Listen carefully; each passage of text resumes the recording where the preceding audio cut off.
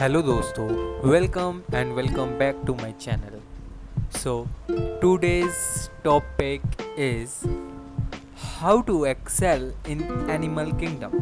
ये class 11 biology का chapter number 4 है।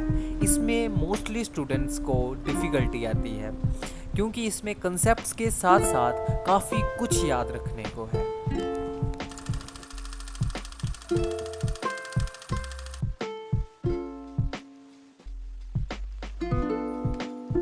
The first tip is watch lecture so that you can understand the concepts and the terminology.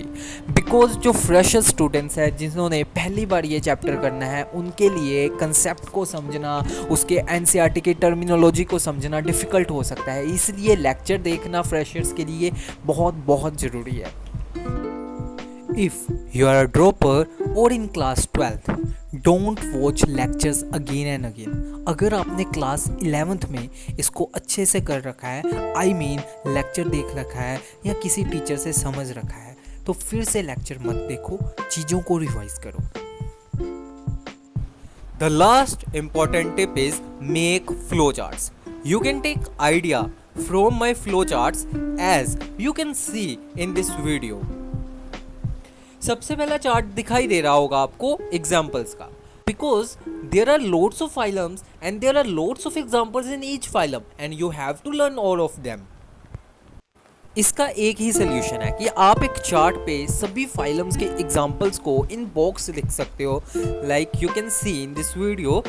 सो आप उस chart को क्या करो, अपने स्टडी टेबल या जहाँ पे भी आप स्टडी करते हो उसके सामने चिपका दो और रोज़ सुबह उसको 10 मिनट दो, ताकि आप एग्जाम्पल्स को बार बार जब याद करोगे, रीड करोगे तो आपकी मेमोरी में खुद स्टोर हो जाएगी। Rather than making tricks to learn the examples of each phylum, it is difficult because in future आपको लिंक करना डिफ़िकल्ट हो जाएगा। अगर आपके दिमाग में पता होगा कि इस फाइलम के एग्जाम्पल्स ये है बिना कोई ट्रिक के, तो इससे क्वेश्चन भी इजीली सोल्व होंगे।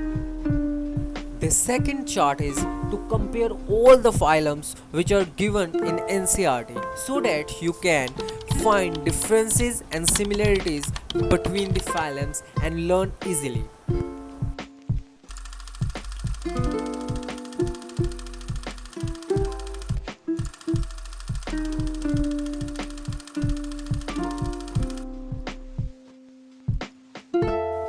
You can take idea from this chart.